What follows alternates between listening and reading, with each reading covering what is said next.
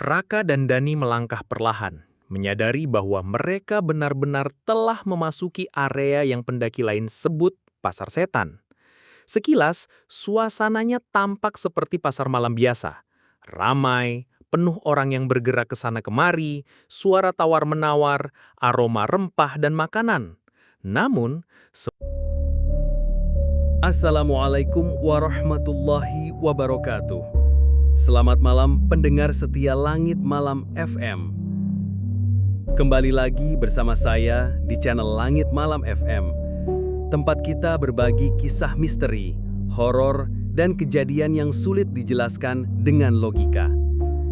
Sebelum kita masuk ke cerita malam ini, jangan lupa tekan tombol like, subscribe, dan aktifkan lonceng notifikasinya. Dukungan kecil dari kalian sangat berarti agar Langit Malam FM bisa terus menghadirkan kisah-kisah seram untuk menemani malam kalian. Kalau sudah siap, mari kita mulai ceritanya. Malam itu, kosan sederhana di pojokan gang kecil Yogyakarta terasa lebih hangat dari biasanya. Raka baru saja pulang dari kerja sambilan di sebuah kafe, masih mengenakan jaket hitam yang bau kopi. Di kamarnya yang sempit, ia mendapati Dani sedang selonjoran di kasur tipis sambil menatap layar ponselnya dengan tatapan kosong.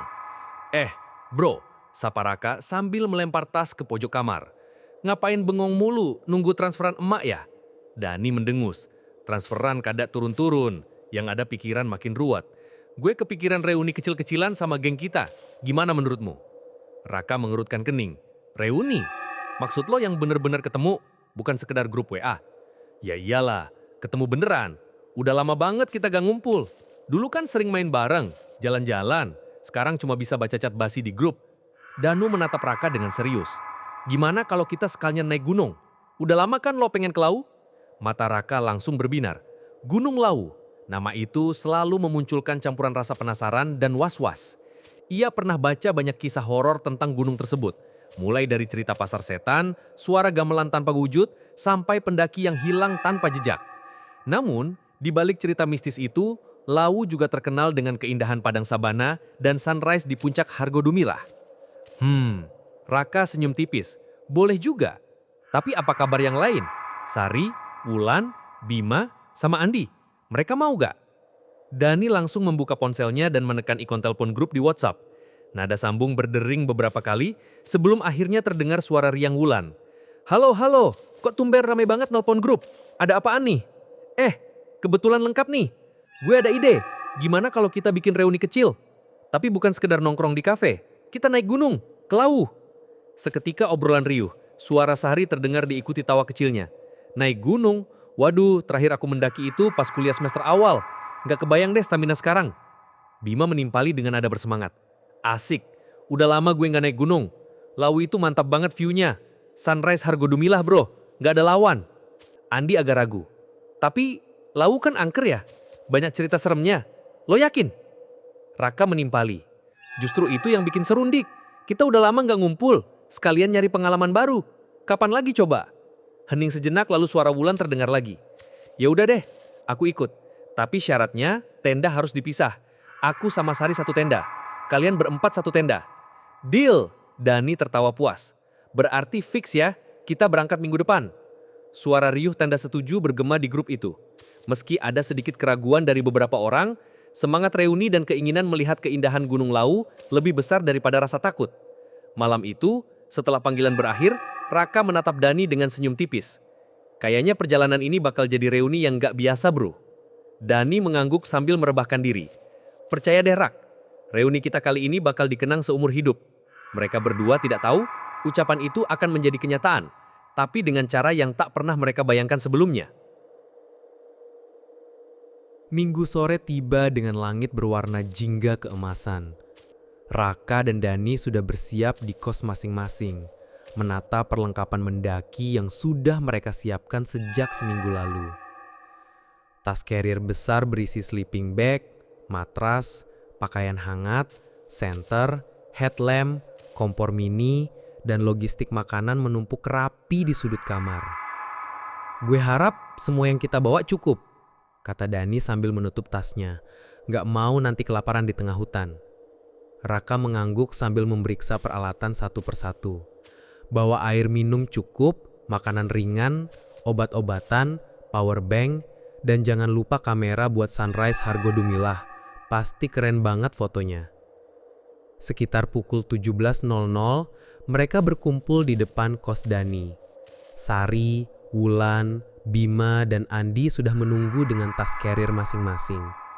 Senyum semangat tergambar di wajah mereka, tapi beberapa terlihat agak tegang, membayangkan cerita horor yang mereka dengar tentang Gunung Lawu. Perjalanan dimulai dengan menaiki motor menuju base camp Cemoro Kandang, jalur pendakian populer ke puncak Lawu. Jalanan menanjak, berkelok, dan di beberapa titik diselimuti kabut tipis. Udara sore mulai dingin, tapi semangat mereka menghangatkan suasana. Di sepanjang perjalanan, mereka bercanda, bernyanyi, dan sesekali berhenti untuk berfoto. Sesampainya di base camp sekitar pukul 18.30, suasana mulai berubah serius. Mereka disambut oleh petugas yang ramah, seorang pria paruh baya dengan logika yang tegas, dan raut wajah penuh pengalaman mendaki Lawu. "Selamat sore teman-teman. Silakan registrasi dulu," kata petugas. "Ini prosedur wajib. Nama, alamat, tujuan, serta estimasi waktu pendakian." Sari dan Wulan menyerahkan kartu identitas mereka, sementara Raka dan Dani mencatat nama dan tujuan pendakian. Petugas menjelaskan beberapa aturan penting: tidak meninggalkan sampah, tidak merusak alam, dan selalu membawa alat komunikasi. "Jangan sampai tersesat di jalur malam ya," kata petugas sambil menatap mereka satu persatu.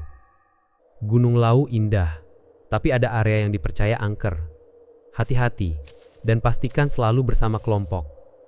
Mereka mencatat semua arahan dengan serius. Meski terdengar seperti peringatan biasa, aura mistis gunung membuat bulu kuduk mereka sedikit merinding. Pukul 19.00, setelah registrasi dan briefing singkat, mereka mulai pendakian. Suasana mulai gelap, hanya cahaya headlamp dan senter yang menuntun langkah. Jalur awal relatif mudah, dengan pepohonan rendah dan tanah yang belum terlalu licin.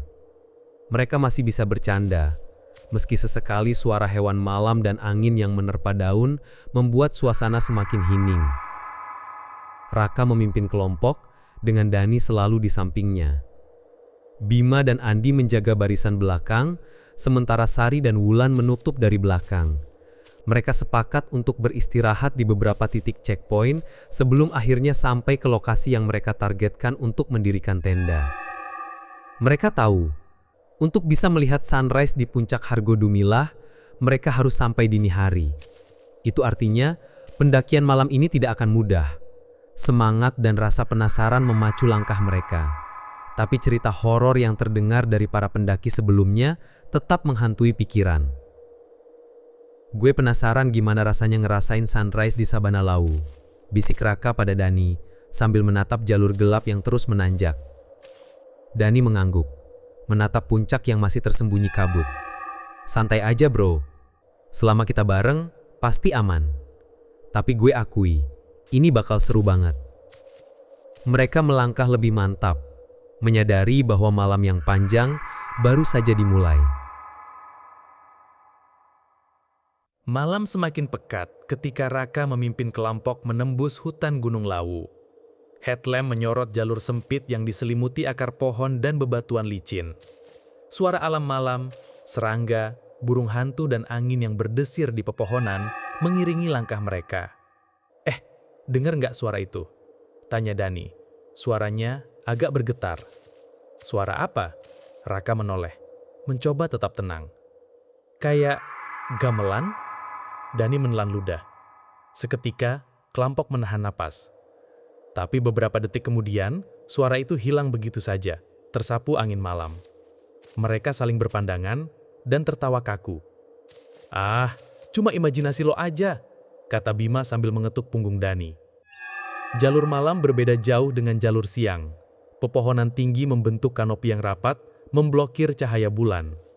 Jalan setapak yang awalnya mudah, mulai menanjak curam. Batu dan akar pohon membuat setiap langkah harus hati-hati. Wulan dan Sari saling menggandeng tangan, sesekali berbisik tentang cerita horor Lau yang mereka dengar sebelumnya. "Jangan sampai kita salah jalan ya," bisik Sari. "Katanya ada area yang dikenal sebagai pasar setan. Pendaki malam biasanya lebih hati-hati di sana." Raka menelan ludah. Memang, mereka pernah membaca di forum pendaki bahwa ada titik tertentu di jalur Lau yang dipercaya angker. Namun, mereka menepis rasa takut, fokus pada tujuan utama, sunrise di Hargo Dumilah. Sekitar pukul 21.30 menit, kelompok mulai lelah. Mereka berhenti sejenak untuk meneguk air dan memeriksa kondisi tas masing-masing. Angin malam yang dingin menggigit kulit, membuat mereka cepat ingin melanjutkan perjalanan agar tetap hangat. "Kalau kita jalan terus, kira-kira jam berapa sampai puncak?" tanya Andi. "Kalau sesuai estimasi, sekitar jam 3 dini hari.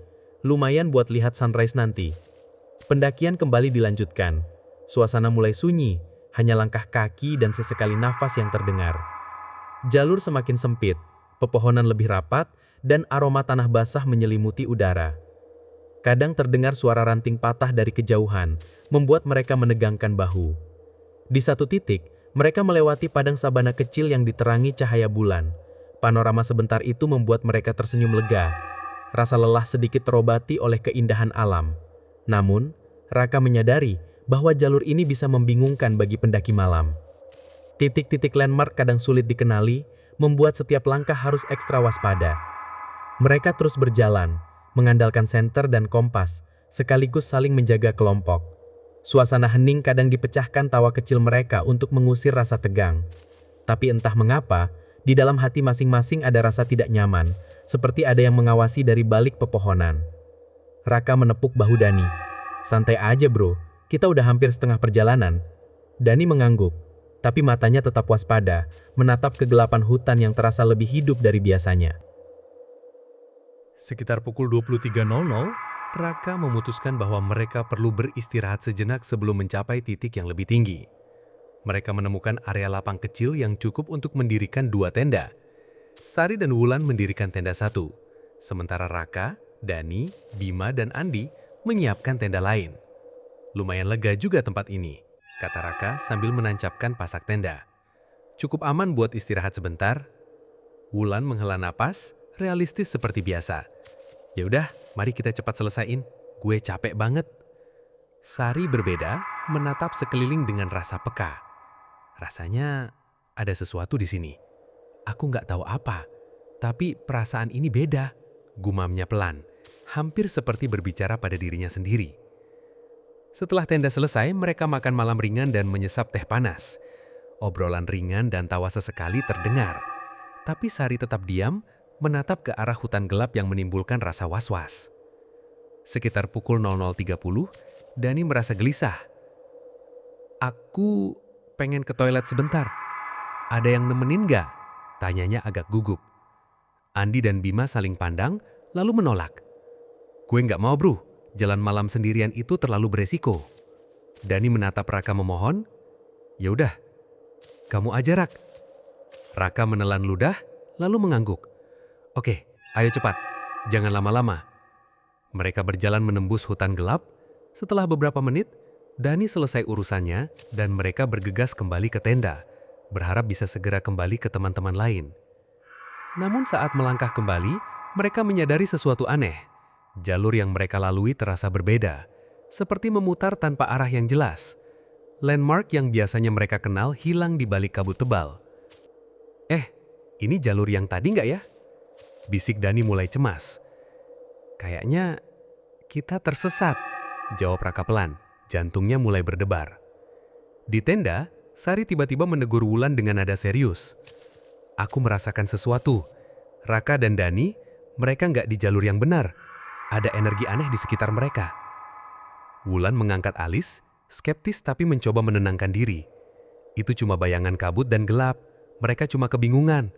Jangan terlalu lebay."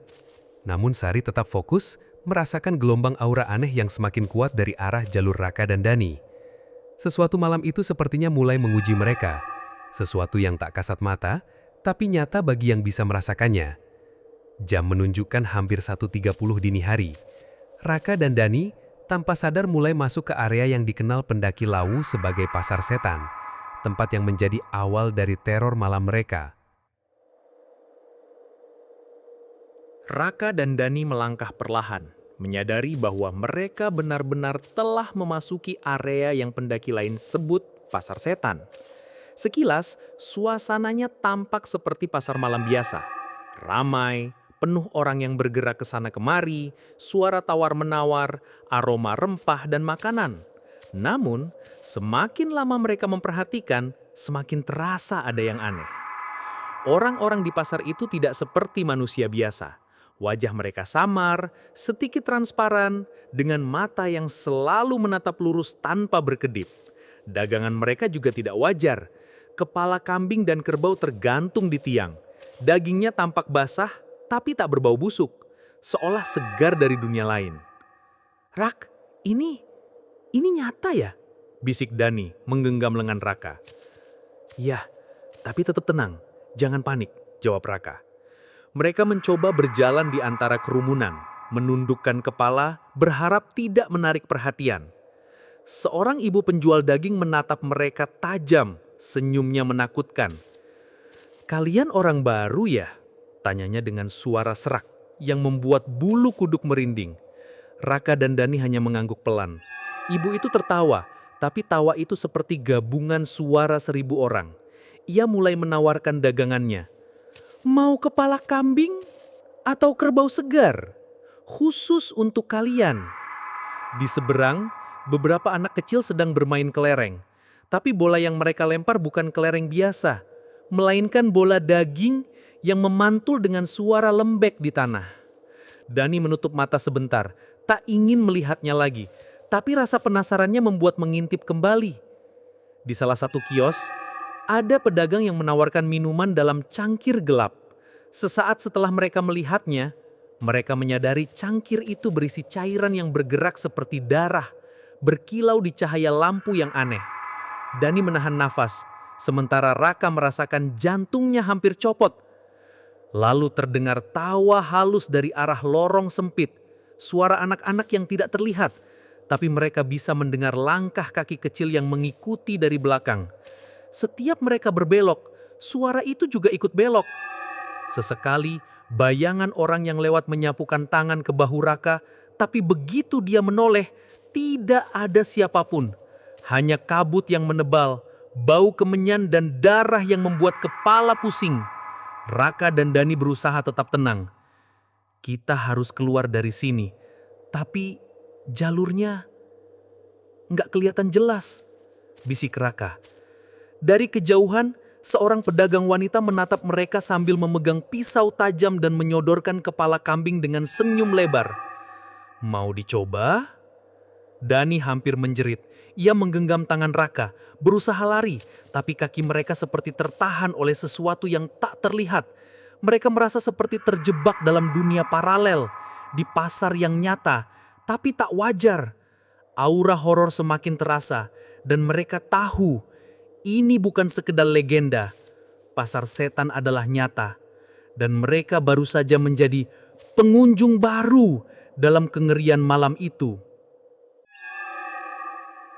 Tiba-tiba, cahaya dari kios sebelah berkedip aneh. Sesosok bayangan muncul di depan mereka.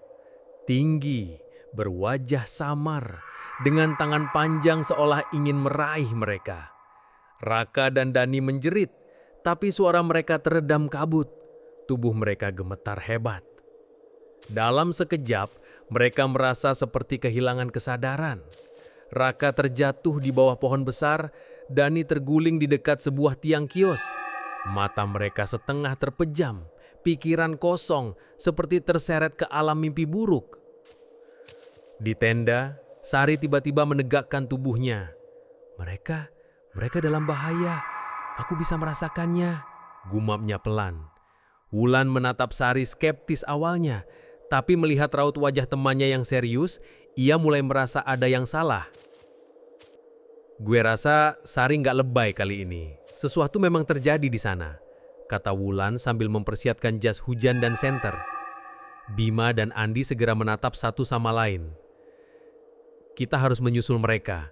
Kalau mereka tersesat di pasar itu, bisa berabe, kata Bima, nada tegang di suaranya.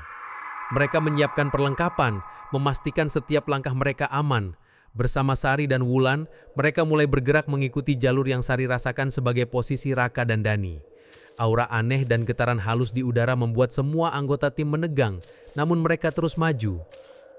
Raka dan Dani yang setengah sadar mulai mendengar suara-suara yang samar, langkah kaki, bisikan anak-anak, dan tawa seram dari arah lorong pasar. Mata mereka berusaha terbuka, tapi dunia di sekitar terasa tidak nyata, seperti terjebak antara mimpi dan kenyataan. Sari menuntun kelompok penyelamat melalui getaran aura yang ia rasakan. Wulan tetap logis, mengandalkan senter dan arah jalur, tapi tetap merinding melihat kabut pekat dan sosok-sosok samar di kejauhan. Mereka semakin dekat ke pohon besar, titik di mana Raka dan Dani terseret.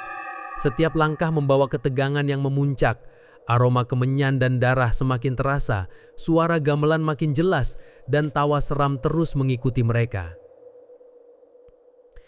Sampai akhirnya, di bawah cahaya redup, mereka melihat Raka dan Dani terbaring setengah sadar di bawah pohon besar. Kedua teman mereka seperti orang bengong, tubuh lemas, mata kosong, dan napas tersengal-sengal. Sari menelan ludah. Kita harus cepat, kalau mereka tetap di sini, gumamnya dengan nada tegang. Wulan menarik Raka dan Dani perlahan ke arah jalur yang lebih aman. Bima dan Andi menjaga dari belakang, siap menghadapi hal-hal aneh yang mungkin muncul. Malam itu terasa panjang, tapi tekad untuk menyelamatkan teman membuat mereka terus bergerak maju, menembus kegelapan pasar setan. Setelah melewati malam penuh ketegangan di pasar setan, Raka dan Dani mulai merasakan tubuh mereka seolah tertarik kembali ke dunia nyata. Di sisi lain, Sari, Wulan, Bima dan Andi yang menyusul dan menemukan mereka dalam keadaan setengah tak sadarkan diri, segera duduk di sekitar mereka. "Raka, Dani, kalian harus dengar, kita akan bantu kalian," kata Sari, suaranya bergetar tapi tegas. Ia menutup mata dan mulai membaca doa-doa pelindung dengan khusyuk. Air mata mengalir di pipinya, tapi ia terus membacanya. Suara doa bergema lembut di udara malam yang dingin. Wulan ikut membaca doa dengan nada lebih tenang dan logis, mencoba menenangkan suasana. Bima dan Andi juga mengulang doa dengan lantang, membentuk lingkaran perlindungan di sekitar Raka dan Dani. Raka yang setengah sadar mulai mendengar suara-suara asing bercampur dengan doa-doa teman-temannya. Aku seperti mendengar suara tangisan dan doa-doa kalian," bisiknya sambil menutup mata. Dani menatap Sari, tubuhnya gemetar. Ada cahaya, seperti menyilaukan, dan penampakan itu, semuanya hilang, katanya pelan, rasa takut mulai larut digantikan rasa lega. Tiba-tiba, mereka melihat jalan kecil yang dipenuhi cahaya hangat. "Hanya jalan kecil penuh sinar. Ayo kita ikuti," kata Raka, merasa seperti dituntun oleh kekuatan tak terlihat. Mereka berjalan perlahan, kaki terasa ringan dan seolah diangkat dari ketakutan yang membelenggu malam itu. Setelah beberapa langkah, mereka mendapati diri mereka berada di padang sabana yang kini disinari fajar. Angin pagi menyejukkan kulit, kabut tipis menyelimuti lembah, dan panorama Hargo Dumilah terbentang luas. Semua penampakan horor hilang, digantikan ketenangan dan cahaya sunrise yang hangat. Ini di sini?" tanya Dani dengan suara tak percaya. "Iya, kita selamat dan kita sampai di sini," jawab Raka sambil tersenyum lelah. Mereka saling menatap, mengingat pengalaman malam tadi. Teror pasar setan yang nyata di dunia gaib kini hanya menjadi memori, sementara fisik mereka tetap aman di dunia nyata berkat doa teman-teman mereka. Sari mengusap air matanya, masih terdengar suara doa pelan. "Selalu ada perlindungan jika kita berserah dan membaca doa. Meski dunia gaib terasa nyata, iman bisa jadi jembatan kembali ke kenyataan." Wulan menarik napas panjang, tetap realistis. "Secara logis, mungkin tubuh kalian terjebak di zona energi pasar setan karena panik dan kelelahan. Tapi doa, fokus, dan teman-teman yang menuntun membantu mengembalikan kesadaran. Tapi nggak bisa dipungkiri, suasananya terasa nyata banget. Raka dan Dani tersenyum lega, perlahan bangkit. Mereka menatap sunrise, menyadari bahwa pengalaman horor malam itu kini berpadu dengan keindahan alam yang menakjubkan. Sari menatap mereka dengan mata berkaca-kaca. Secara gaib, pengalaman kalian juga masuk akal. Gunung Lawu punya zona energi tertentu, dan ada beberapa pantangan pendakian malam hari yang kadang diabaikan. Misal, jangan lewat jalur larangan, jangan menyebut nama tertentu, dan jangan mengganggu aura pohon atau area yang dianggap sakral. Karena kalian panik, kelelahan, dan tidak menyadari pantangan itu, energi gaib di sana menarik kalian masuk ke pasar setan. Zona itu memanifestasikan ketakutan dan persepsi kalian, makanya kalian melihat kepala kambing, anak-anak bola daging, dan suara gamelan. Itu sebenarnya bukan dunia fisik, tapi energi yang terasa nyata bagi yang lemah fokus atau panik. Bima menepuk pundak Raka. Yang penting kita semua selamat. Doa yang kita baca, fokus dan kerjasama kita membantu kalian kembali ke dunia nyata, memutus energi yang menahan kalian. Andi menambahkan, ini pelajaran buat kita semua. Jangan panik, tetap tenang dan selalu menghormati aturan serta energi alam. Persahabatan dan doa juga sangat berperan. Raka dan Dani tersenyum lelah, perlahan bangkit. Mereka menatap sunrise, menyadari bahwa pengalaman horor malam itu kini berpadu dengan keindahan alam yang menakjubkan. Sari meneteskan air mata, masih terdengar doa pelan. Gunung itu indah tapi punya energi yang tak terlihat. Doa dan kesadaran spiritual bisa jadi jembatan saat kita tersesat antara dunia nyata dan dunia gaib. Wulan menutup catatan kecilnya. Secara logis, kita bisa jelaskan banyak hal, tapi kombinasi kondisi fisik, psikologi, dan energi gaib juga menjadikan pengalaman ini tak terlupakan. Kita belajar menghargai alam dan tetap waspada.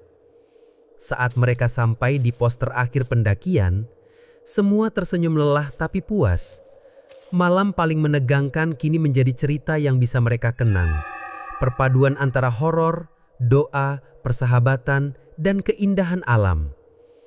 Raka menarik napas panjang.